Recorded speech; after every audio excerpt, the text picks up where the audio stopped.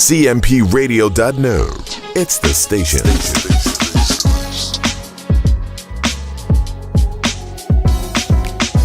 cmpradio.net, the voice of Chester.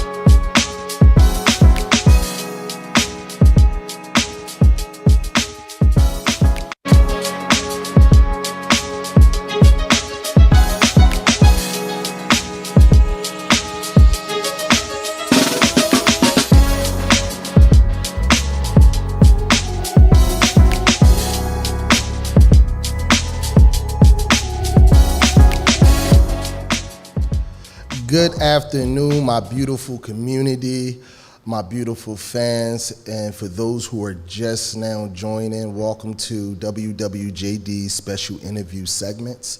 As promised, and I always try to deliver on my promises because I know y'all to talk about me. I have Crystal Burrell, the CEO of Missing Plug. How are you today? Hi, I'm doing well. How are you? Thank you so much for joining me. So Crystal, something that we do on WWJD every week faithfully is we give out a word of the week. Okay. And this week will be no different. And I have a very cool word this week. And the word is empath, E-M-P-A-T-H, empath. And the definition of empath is chiefly in science fiction, a person with the paranormal ability to apprehend the mental or emotional state of another individual. So hearing that word and hearing the definition, what comes to mind? Men. That was the first thing that came to mind. Yep. I chose that word especially today because I know it's a lot of what we do, especially what you do as an event planner. having to tap into those different emotions, having to tap into those visions of how people feel, how they want the event to turn out. So again, thank you for joining me today. And I want to jump right into it. Okay. So who is Crystal Burrell? Oh my God, that's such a loaded question. She's so shy, y'all. I'm so shy. I'm not so shy, nervous. but This I'm is so crazy. nervous. Hey, Prisha. Yeah, I don't know. I'm so nervous as if I don't talk in front of people. But who is Crystal Burrell? She's a mom. I would say she's a Black woman. She's an entrepreneur. She's a risk taker, a leader, and so many other things. She's the plug. Awesome. Growing up, who was Crystal Burrell? Who was definitely not me. She was definitely not the missing plug. Like, she was the plug in her own way, but she was shy, like real life shy. Still like real life shy. No, but anyone who knows like Crystal, especially in school and stuff, they would not expect me to do the things I'm doing. Because I was very reserved. Like, I kept to myself. Like, I grew up in like a strict household, so I wasn't in the mix. Like, no one knew who I was. They're like, "You're from Chester?" You know, until I really got older. What part of Chester did you grow up in? So I grew up in Toby Farms. I know that's like debatable. I always say I'm from Chester though. Yeah. That's where my family's from. That's where I was born. But Toby Farms is definitely where I was raised. Shout out to Toby Farms. Yeah, like, I'm claiming TF till I y'all die. are a part of us. Y'all Period. right there. Period. I'm TF till I die. But Chester as a whole, obviously, community. Absolutely. Yeah. So you say that you grew up in a strict household. How was that? Stop. I feel like we're in therapy. Like, what's happening? Just a strict household as far as like my parents were older. So they were always like old enough to be my grandparents. So when when you just talk about like raising kids and generations and generational gaps and stuff, it's real. So even though they were raising us in the world that we were growing up in, our household was not like that. Okay. So how did you get to where you are right now? How did you become Crystal Burrell, CEO of the Missing Plug? I don't think there's like one answer for that. You know what I'm saying? I think it's complex. But if I had to sum it up, I would just say. No, don't sum it up. We want all the in we got between time. stuff. Yes, we got time today. But ultimately, betting on myself. I really don't know. When I talk about like God and just things that are gifts we have and stuff like that, like, I never knew that I was going to be doing this type of stuff, but I always bet on myself. And that's just something I've done all the way up until adulthood. Because I feel like you only got yourself at the end of the day. So if I say I want to do something, I'm a bet on myself. Like, and I know for other people it's so hard, but I think that's really what got me where I'm at, is my faith in myself and me believing in me. That's dope. Any brothers or sisters? I have a lot of siblings. I know a lot of people think I'm like a single child, but I was adopted. So I have like, my siblings from there, and then I have like birth siblings. So I have a lot. I would say like over 10. So that's dope. So you were adopted. Big shout out to your adopted parents for of course. Doing that great service and raising an incredible woman. How was that for you growing up? Did you always know that you were adopted, or was it something that was told to you later on in life? So I always knew. Yeah, it was definitely a thing ever since I can remember. I don't know at what age, but I always knew I was adopted, and I also always knew I was from Chester. So even though I grew up in Toby Farms, it was just like I always knew that like my birth family was not far. So that's definitely like, even though I know with the foster care system, like my parents were foster care parents, but they just happened to adopt me. You know what I'm saying? But I know like the kids who have to go like back and forth, they feel like we have it so much better, but it's like, that's like a constant battle in yourself. You're in this one place and you think you're supposed to be on this place, but you have like no control. So I definitely struggled with that as a kid. I think as an adult, it's just now I have all this family. You look at the plus side to it. What were some of the things that you did to overcome that struggle, and what was that struggle like being a kid, being adopted, and I can speak personally because John Austin, the founder of Chester Children's Course, took me in when I was a kid. So I remember going to Strathaven. It was only like 6 black kids at the time. And here it was, this Filipino man is the person picking me up and dropping me off to school. So I remember always, being teased and stuff like that. Did you have any of that growing up? And what were some of the things that you did to get through it? Definitely, kids are mean. Like, oh my God, kids are so mean. So obviously, like I said, my parents are older, so you obviously know they're not like, they didn't have me. So I think it was probably like in middle school when I went to Village Charter. I think that's when a lot of people found out, and it was just like, was teasing and stuff. And now as an adult, you can't throw that in my face. Like, there's nothing you can say about it. But as a kid, in like middle school and stuff, it definitely is something that you feel embarrassed about more so. For any of the young men or women that may be home from school, and I don't know why, but they may be listening or they may listen in later on. Mm-hmm. What were some of your coping mechanisms? What advice would you give that adopted child that's in school right now that's going through the same thing that you went through? I just feel like we're in therapy. But no, serious. I would say, to answer the one question, music. Music was always, like, growing up in a household I grew up in, they were, older, so we listened to a lot of older people like Luther Vandross, Barry White. Like, when it comes to music, my parents have like a record player in their house still. But for me, like, I kind of rebelled into rap music, you know what I'm saying? So I think that's what my coping mechanism was. But to any kid or any youth that is out there that, is going through similar like family situations, I would just say, just be grateful for like what you have. I think for me, a lot of the times I was always thinking about what I thought I was supposed to have instead of appreciating what I had. Absolutely. So appreciate what you have and be grateful for the little things, because those problems as a kid don't even amount to the problems as an adult.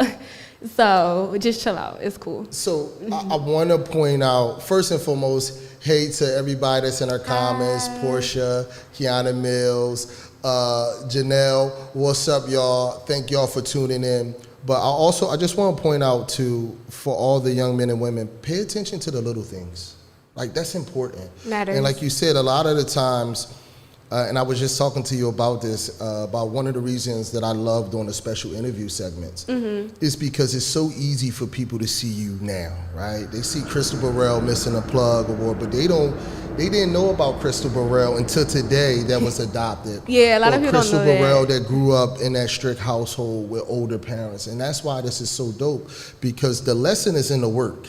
The lesson is not in where you are right now. No, it's the never lesson is. is how you got there and what you had to go through to get there. So I always tell the kids, that's listening, pay attention to those small details. Embrace the life that you have now. Embrace your childhood. Don't grow up too fast.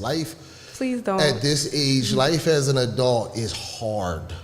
Right. So embrace not paying bills, embrace not buying clothes, embrace not talking to bill collectors and ducking bill collectors, embrace not going to work, and embrace your education, embrace learning something new every day. Yeah, that's facts. So back to you, Ms. Burrell. So you went through that as a kid, and like you said, kids are mean, and you had to go through all that. What was one of the hardest things in your life that you had to overcome? Just in general? Yes. Oh my God. I'll take a few of them. No. I'm not about to tell all my business. But I think it was something, I think in every chapter you go through stuff, but I think in my last season, something that was like really, really hard. One of my like homeboys, he passed away. And I don't know, it was just like super devastating to me. Like, even now, it's coming up on a year. October 15th, I believe, will be a year. And it was just like, that was the first time for me. Like, I lost people in childhood and stuff like that. But that was the first time for me, like, I lost somebody that, like, I chose to be in my life. Like, one of my friends. And, like, you talk to these people. Like, they're a part of your everyday life. So when I say, like, grieving was real, it still is. Like, and if you don't mind me asking, how did you lose your friend? He passed away on his bike. Okay. So he, I believe it was like on the highway on his motorcycle, and like he called me like an hour before. Wow. When I was like reading the newspaper and like reading the Times and stuff, and I'm just like I'm grateful for that. If that makes sense, I'm grateful that like we still had to we got to talk, before he left us. But then that also kind of haunts me sometimes. Like if I would have like called someone else or did this or did that, like that would have never happened. And I really have no control, ultimately. But yeah. How was that grieving process for you? What were some of your coping mechanisms? I mean, again, I'm asking these questions because there's people listening, right? And there's people that's going through this right now, and I'm sure there are plenty of people out there who has gotten that phone call from that friend right before they passed away. What were some of the coping mechanisms? How did you get through such a traumatic time in your life? I guess, like, how am I still getting through it? Absolutely.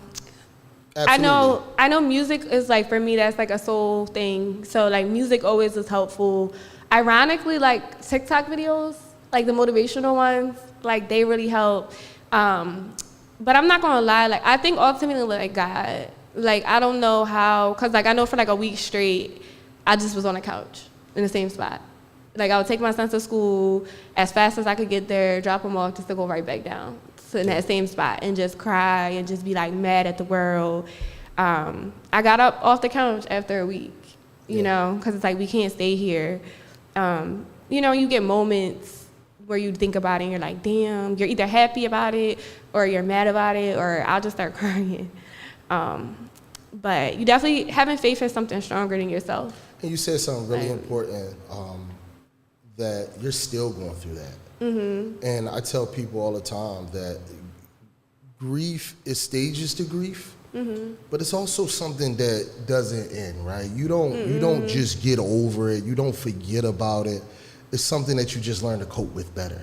Exactly. We all have coping mechanisms that we use to continue to go through. So please talk about it tonight, and tune into tonight's show, which will be dedicated to my son, Kwali Aaron Shockley, who I lost 3 years ago to suicide. And tonight's show will be based on education and mental health. So it's really dope. Yeah, I'm definitely going to tune in. And just to piggyback on that, like, I think this was the first time in, like, my life where it was just like, especially if I didn't have a child, and not to sound like crazy or suicidal or any of that, just to be real, like, if we're going to be real, like, if I didn't have a child, like, that was one of the moments I'm like, I'm ready to go. Like, you know what I'm saying? And that's so important. it's important, like, what you're doing. It's important that you talk about. I'm glad that, you know, we have this space and this opportunity to hear that again. You know, we're so used to seeing the missing plug. Yeah, nobody had no idea. Like, people never do. And that's why I'm, like, grateful for this. Because usually, like I said, talking about my business, I can do that. But talking about me, it's just like, if you know me, you know me. If you don't, you meet me now. And you're just like, oh, she's so happy all the time. Like, So if you don't mind, let's dig into, you said that you knew that your birth parents were from Chester. Do you communicate with them today? You're going to get me in so much trouble. Yes, I'm sorry. To answer the question, yes. Me and my birth dad, like, we're super, super tight. Me and my birth mom, we do, like, we're cordial. Yeah. Was it hard getting to know them? Yeah, I think so. In any, like, relationship, I think it's probably been like 9 to 10 years at this point. Because, like, when I met them, I was 20. So it's, you know, it's just like any relationship. You get to know them, you get to know what they like, what they don't like, what their triggers are. And it's just all about, like, the bonds you guys create. Did you getting to know them, were you getting to know them, was it a point where you still wanted to be the kid? Yeah, because it's a different feel. Right now you're adults getting to know adults. Even though you're their daughter, but you're an adult now and you went through a whole life process without them. So was there a time, like, do you still crave that to be a kid? Yes, all the time. That's dope. Yeah, I think we all do in a sense. You know what I'm saying? We want our mom, we want our dad. I was blessed. I have 2 dads, and I, you know, technically 2 moms. My mom who raised me, she did pass away. So I think for me, on the dad side, I'm like, I'm good. Like, I'm covered all sides. But when it comes to, I think, having a mom, I don't think I've really ever had, like, that relationship. And I think sometimes I do crave for that. How has that, if any, affected how you operate today? Or just you being a mom today? It affects everything I do. Like, things that happen in our childhood, it affects everything you do. It's just if you want to recognize it or not. I think being a mom, obviously, even if you have, like, great parents, you're always like, I'm going to do this the same and I'm going to do this differently. So for me, I just feel the same way. Like, I feel like I can't lose. I can't mess this up. This is, like, the one thing I can't mess up. And how old is, you have a son, right? Yeah. How old is your son? He's 4. Yeah, he's that's 4. dope. That's my guy. And so do you talk to him a lot? Because I'm just imagining like that overprotective mom love because of the upbringing, right? I'm sure you like super duper overprotective, are you? In some stuff I'm like, oh my God, I'm really my mom's child. But then in other things, I'm super lenient because of the way I grew up. So I'm like, I want him, because we didn't like celebrate Halloween. Because like if you grew up in a religious, really strong background, you know. Yeah. Like my mom would write a thing on the door, like don't even knock on our door. We were those kids. So like for whatever reason, it's my son's favorite holiday. He loves dressing up. He loves all the scary stuff. So I'm just like, all right, let's do it. Let's have a party. You know what I'm saying? So I think in those ways, you know, you take some stuff, you leave some stuff. So you said that you love music. What was that hip hop song when you were a kid that got you going, that nobody couldn't tell you nothing? You knew that everything was going to be okay. Okay, so back to the strict parents, we cannot listen to rap. The only way we can listen to rap is like in Beyonce songs. So me listening to rap was like my way to rebel. So I know in 4th grade, we lost one of our classmates to like a fire. He was like the only kid in Chester that had blue eyes. And I remember that kid. Yeah, well, he was in my class. So Wow. that's how old I am. It's crazy. He rode our school bus. I'm sorry, y'all, but he was an amazing kid. He was like the first person I ever knew to die. Yeah. And I was in 4th grade. And not only did he have blue eyes, but it was like a speck of triangle of black. Like they were super duper unique. It was like he was the only kid that he was like the only person life in my seen like that. Yeah, he was the only person. And I know like one of his songs was Nas, I Know I Can. So they like played it at his funeral and everything. So for me, that was like the first introduction to rap. And then I found Lil Wayne, and I've been hooked ever since. So are you still Lil Wayne fan? Is that still your go-to? What's your go-to today? We transitioned, I love Lil Wayne, but I'm saying that part. My go-to right now, it's so many, I'm like really different. So if I'm like lit, you know, trying to have fun, I want to listen to Roddy Ricch. I like local rap to a degree, so like Core from Philly, I'm into him. I like projects, so like Lil Russell, you know who that is? I heard that name. He just like did the pay whatever you want to buy his album. I just listened to his albums today, and it was fire. That's dope. So I'm like a project person, so I'll listen to it. If I like it, it'll be on my playlist. Me, I'm all the way around. So I was in a choir until I was 17. Okay. So I listened to classical, jazz, country, rap, all types of music. All You types get of in my music. car. Well, now I listen to 90.9, informational radio station. You listen to all the day. radio? Yeah, all day long. That's what's up. That's what's up. But most of the time, you get in my car, you liable to hear anything. Same. It just depends on my mood. Yep. So moving forward, what was your first event, and how was it, and how much have you grown since then, and what did you learn from that first event? That's a loaded question. Say, so my first event, I believe it was in 2015 or 2016. It was at the old open mics. Do you remember that cafe with Mike? That was there. It was called Deeper Than Rap. So it was basically like a music showcase. I had got some local artists together in Chester, basically tried to redo like double XL freshman class. And instead of having a magazine, we did like the show as they're coming out. And we took like photo shoots and stuff like that. So that was like one of my best events, I feel like. Because it was, you know, in the beginning when everybody's just like, oh, I'm so happy to be here. I learned a lot from it, I can say. But to this day, like I want to recreate that energy because it was like, Let's go. it was definitely a moment in part of time. It was definitely a moment in time. I would love to see that back up and running. I would love to see you doing that again. I think that's dope for the city to have more positivity back into the city, because when we were coming up, man, we had a lot of stuff that we just don't have now. And I'm 35, so I remember a lot of stuff, and then I'll hear some of the other old heads that's older than me like, man, that's nothing. Y'all still didn't have nothing. We had all of this and all of this, movie theaters and burger spots and all this stuff. And sometimes even riding through town, you can see some of the older buildings that, you know, it was flourishing. And it's starting to come back now, and I'm so happy to be a part of the community and seeing a lot of our community members come together the way they are today. When you're involved, you're just like, oh my God. Yeah, and seeing it dope. happening before your eyes is amazing. So we just had the Missing Plug Awards. Yes. And I was at the station when you were announcing the nominees, and you get so much backlash.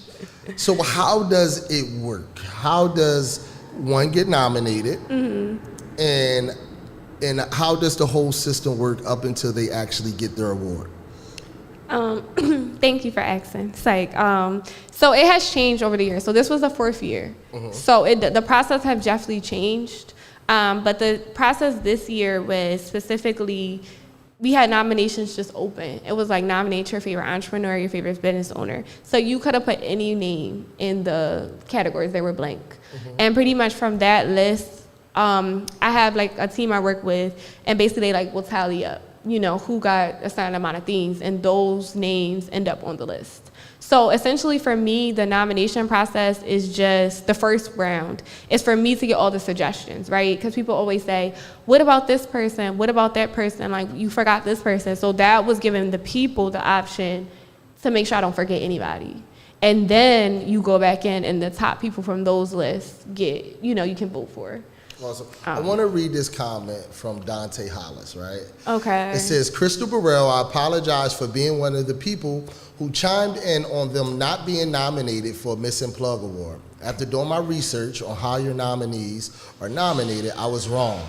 I commend you on all you've overcome and all your success. Oh, thank you. I don't even personally know Shout out to Dante him. Hollis.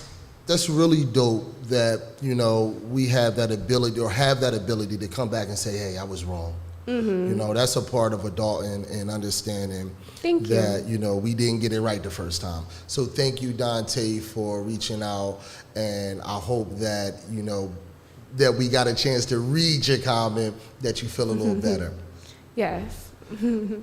So the Missing Plug, how long have you been doing awards? So I've been doing the award show for the last, well, it's been 5 years, but COVID, we didn't do it. So this would have been the 4th year. Awesome. And has it grown since the first Missing Plug Awards? Has it grown since the first Missing Plug Awards? I'm going to give you a loaded question. Yeah, definitely. All right. And what have you learned from the first one till now? Anything that you changed up? Anything that was different? It's definitely changed. What I've learned is obviously, like, you just can't please everybody. And I'm okay with that.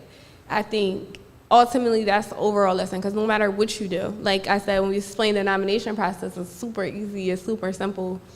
And people just, you know, you can't please everybody. So I think that's what I've learned. On the event planning side, there's always little things. Like at the actual show, I'm always like, yeah, next year we gotta do this different, we gotta do that different.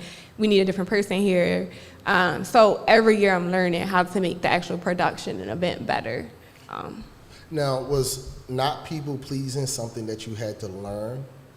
Mm-hmm. It's so uncomfortable. And not saying like people pleasing, but yeah, I'm in an industry where everybody's not gonna like me. And I had to learn that that's okay. You know what I'm saying? Like, you want people to be like, oh, I like her, she's cool. But I feel like when you're trying to stand for stuff and when you're trying to get certain things done, you gotta pick a side. Absolutely. And for me in my job, unfortunately, like, I'm always that person that has to like tell somebody what to do or challenge what someone thinks or says to make the overall project better. So I'm just learning, like, that comes with delivery and things like that, but ultimately I'm the bad guy, and that's okay. Mm-hmm. You know, with the award show, it's like somebody has to be to blame, and it's okay, you can blame me. I think that's what the show has taught me, like, tough skin. Cause like probably first year one, I probably cried. You know what I'm saying? Over a comment or something. Year 4, I'm just like, I didn't even see that. For real, they said that. Like, so as a person, all of this is just teaching me, and I'm growing, so.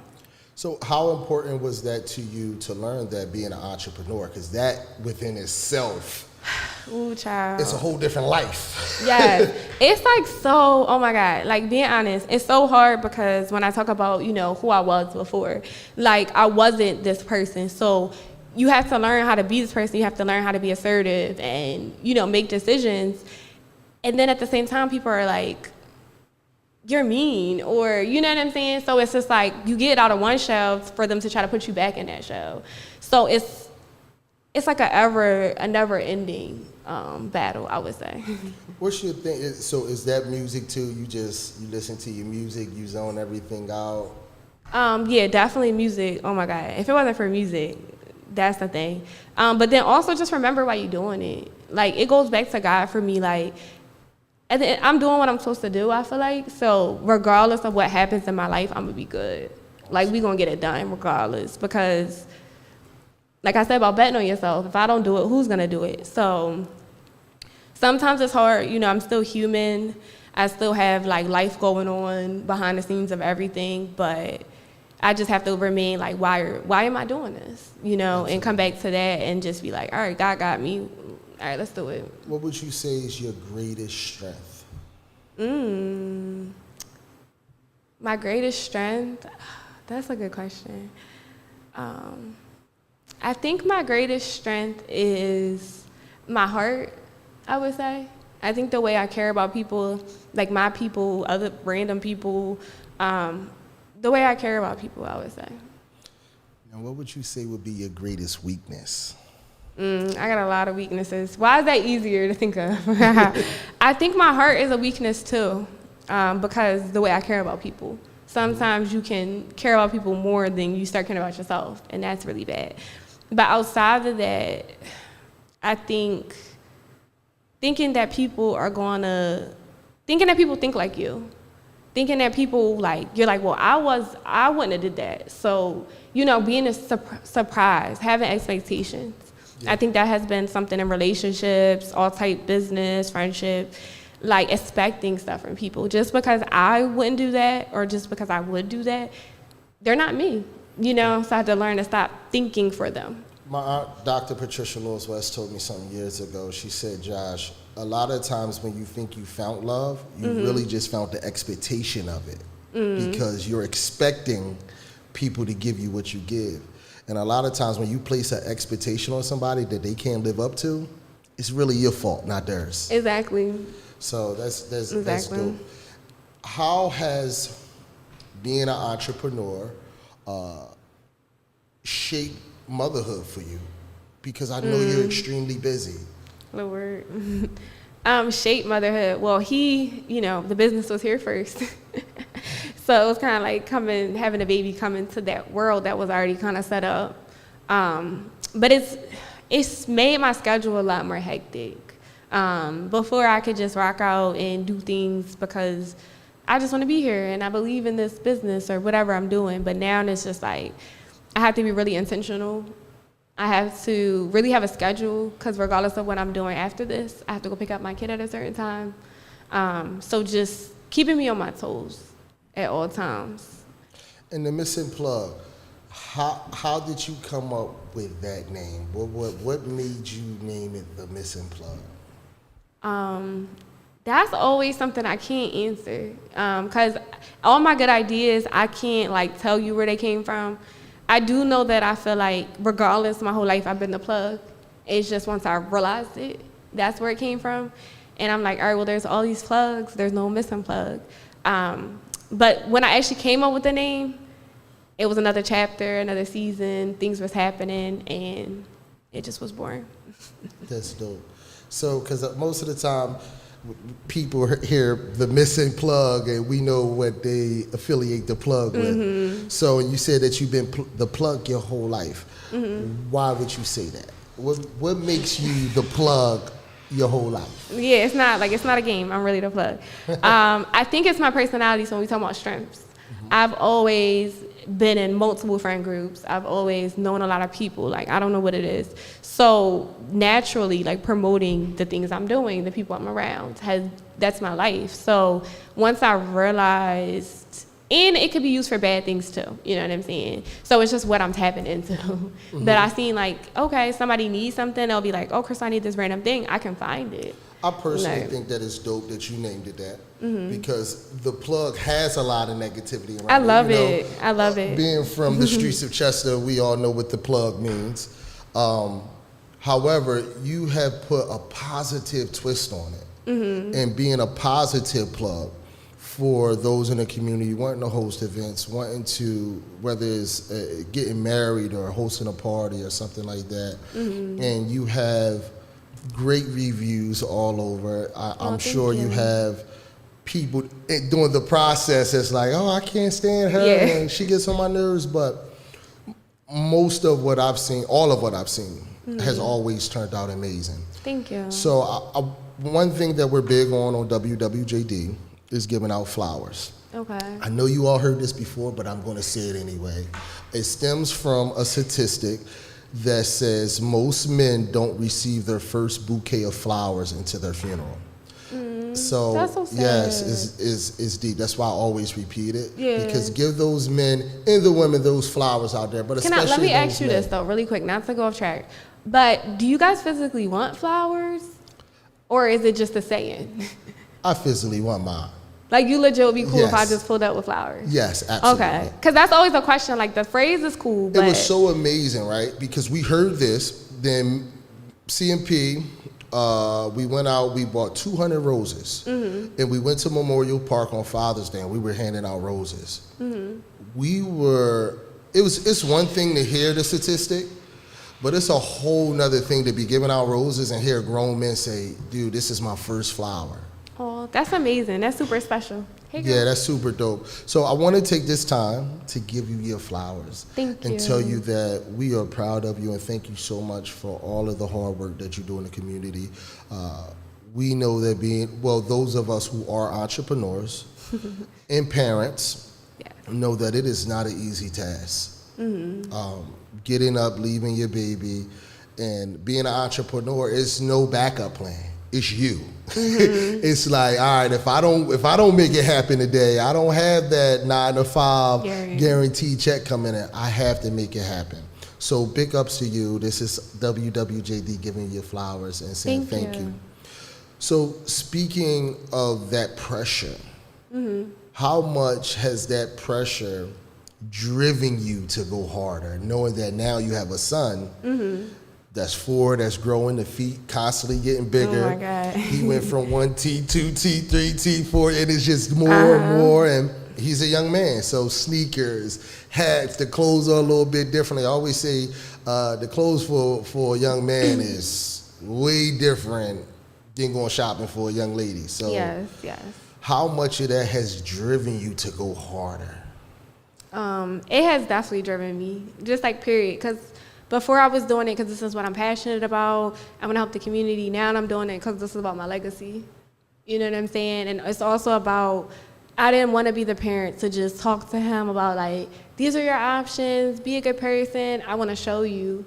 And like my son literally has been, like ever since he's been born in the little car seat, he's been around, you know? So whatever he decides to do in life, he can be like, well, mommy made it happen. I saw her do it. So yeah, I'm the example. So it's a lot of pressure. But it just constantly fueled me to know I'm doing the right thing.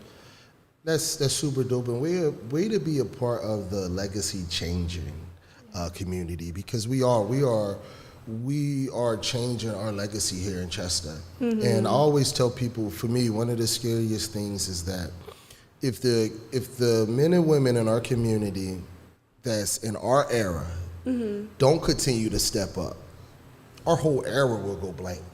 Yes, amen, man. It will go blank. So big shout out to all the men and women in our community that are doing this work. It is hard. It is difficult. It is not for the faint of heart. If you are not dedicated, if you are not serious about change, and not just changing the community, but changing yourself. Yo, it's hard. That's hard. Ever since I tried to change myself, it's like, damn. Because one thing we know that the world will not do at all is say, wait a minute, let's stop. Crystal or Josh is going through something. Everything stop moving. School is still the next day. Work is still the next day. Events are still the next day. Planning is still the next day. Life is still the next day. Period. And it's about what are you going to do with it. And I always tell people, and I know I'm going to get back into it later on tonight, like when my son passed, I had 2 options, right? I could stay where I was at, mentally depressed, drained, no emotion, no nothing.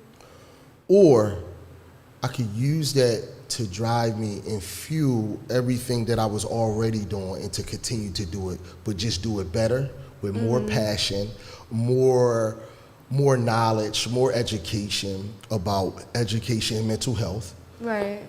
And I just threw myself even more into my community, and now working with kids, it's like, man, I get to work with my son every day.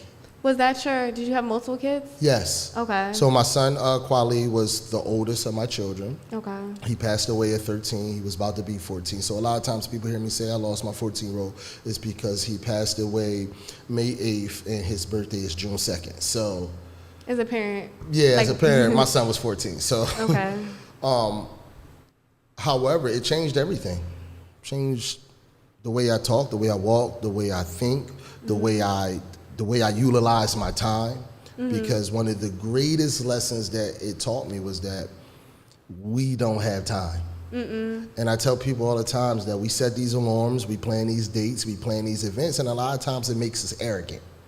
It makes us arrogant and think that we control something that we don't. It's easy for us to say, all right, I'll catch up with you tomorrow. Even us planning this, all right, I'll be there Thursday. But anything could have happened from the time that we planned it's it like, till now. who told you that? I saw like one of them videos, TikTok, and it's like, who told you that? You were, you know what I'm saying? Like getting home safe, waking up every morning, that's one of the biggest blessings. And we act like we take it for granted. Absolutely. And like, I'm just trying to, as you work on yourself, you realize those things and you're just like. Yeah, I put up a post yesterday, I think it was, and it said that, if God woke you up, you're breathing in your blessing. It is up to us to go chase our purpose.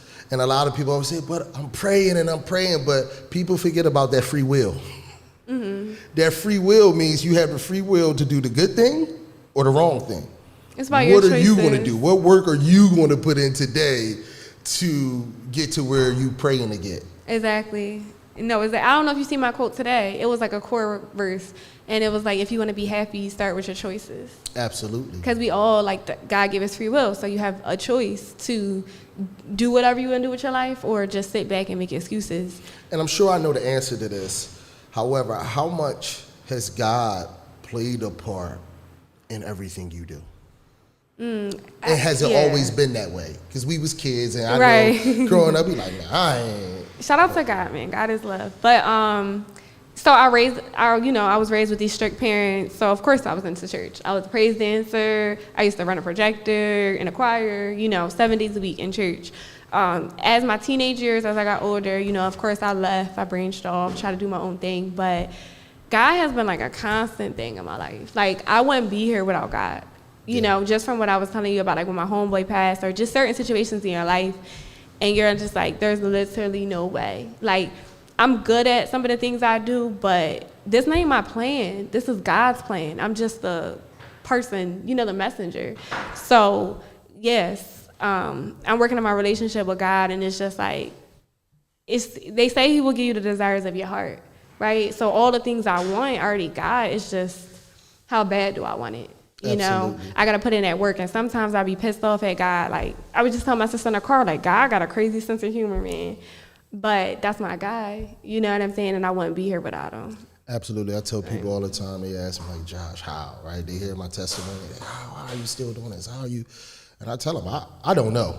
At all. Like, I genuinely, I do not know. But one thing I do know is that it had to be God. Like, it had to be God. It was times in my life that I just legitly just didn't want to be here no more. Like, I was cool with that. It was like, look, what else is there? But you have purpose in your life. Yes. So people, we do like to throw around a word and stuff, but like really knowing what it means is just literally like we're all created for a reason, and it's up to you to figure that out. And walking in your anointing. We are anointed. What we do, the community. I'm blessed and highly favored. Yes, the community work that we do. And big shout out to all the community workers. It is hard. I've been riding on the school buses with working with Safe Corridors. And we just have a different era of children. We know, yeah. And we just have to continuously Just be that example. Continuously show up, continuously do the work that we're doing, and continuously strive. And like you said, your son will see that example. He won't just hear about the legacy, but he gets to see it. And one of the things that changed, I was just talking to George, shout out to George Mink, who works with me. I was talking to George earlier, and I was just telling him that, you know, we have to keep going. Like, it's too late to stop. Like, we've come so far, and it's no way getting around. Like, our community needs us. It's necessary. And it's like, yeah, it's just necessary. It's just one quote. I love quotes. I'm sorry. It's just one quote quotes. That says... What's your favorite one after you share this one? Okay, all right. So they said, like, you know how back in the day you'd be in history class and they would be telling you about, like, all the stories, and you was like, man, I would have did this if I was there. And they're like, what you're doing now is what you would have done. So it doesn't matter, like, the time period. It's like civil rights, whatever. What we're doing now is what we would have done. So it's like either you're going to be a part of it or you're just going to sit back and just not be a slave, but that's what I'm going to say. Absolutely. A slave to your circumstances. So I'll share mine. Your favorite quote? And they already heard it. I have so many. It is from Nelson Mandela. Okay. Nelson Mandela, if you know, he spent 27 years in prison, came home, became president of South Africa. Shout out to him. He said, there's no passion to be found in playing small and settling for a life less than the one you're capable of living. Mm. When I heard that quote, and I heard it years ago, I was still doing time at the time, and it was like, yo, I could do anything. Like, this doesn't define me. This is just a stepping stone. I had to go through everything I went through to be able to give the testimony I give now, to be able to change the lives I change now. Right. So I look back, and while I was going through, it was hard. You like, man, I can't believe God is taking me through this. Mm-hmm. Doing the work I do now, it's like, God, I get it. Mm-hmm. I get it. You chose me because I was strong enough. You chose me because you knew that I was going to be able to do exactly what I'm doing now. And I put up a quote that if you continue to dream and work towards that dream, you will eventually find yourself in a place that you dreamed that you would be. Mm-hmm. So I'm living out a dream. Being here and working around the men that I work with, and the women that I work with. It's dope. It's completely awesome. And I told George, another thing I told George earlier was that I remember when my brother passed away, and I read his obituary, and I'm like, man, this is lies, right? My brother was a good kid, but he was crazy, right? Mm-hmm. And I remember saying to myself, I don't want that for me. Mm-hmm. When my time come and they got to write all that good stuff in that obituary, I don't want it to be made up. I don't want nobody to have to lie about me. I don't want nobody to have to make up and just say, oh, Josh was this good kid. I want it to be the truth. Josh was a community leader. He was a teacher. He was a father. He was a friend. He was a husband. He was a great man. And that's a part of what drives me. So, Crystal, thank you so much. For coming on to WWJD's special interview segment. I hope that you all out there enjoyed the opportunity to get to know Crystal on a different level. Yes, I'll say that's like my first interview talking about my life. That's dope. And so hopefully it won't be your last. Right. Hopefully you get to come on to WWJD Live at night at 7. Yes, thank you. I'm looking forward to that sometime soon. Again, please tune in tonight. I have Bob and Nicole coming on. They're my co-hosts, super duper dope. The topics is education and mental health. I also have one of my son's best friends that'll be coming on, Ben. So shout out to Ben. And I have a couple different people. P's gonna speak. We'll have a couple different people. It's an open show, pretty much. Though we want to get all of that information out there, we will have vital information for mental health services that will be posted in our chats, as well as we'll be talking about stuff. It's going to be a dope show. It's dedicated to my son. I'm looking forward to it. Shout out to D Cam. She'll be in the building. His mom, who has been tremendous and been such a strong role model for myself. Okay. I remember seeing when we first happened, and her strength played a part in me being able to get stronger, seeing her get through the way she got through. So thank you all so much for tuning in. It is an honor. It is a pleasure. I love what I do here. I love being able to connect people. If you notice, I always put hashtag City Connector now on most of my posts. It's because I genuinely believe in what I do. I love being able to interview all different types of people from different types of walks of life here in our city and connected them all together. If you have any mental health issues, if you need a mentor, if you need anything, that you hear me or see me out there talking about, please DM me. I have a lot of connections. I will utilize those connections to my best ability. This is what I love to do. This is what we're here for. CMP Radio, it is the station. It is the station. It is the station. We love it here. We love our community. Please tune in tonight, 7 p.m. for WWJD. Thank you. Yeah.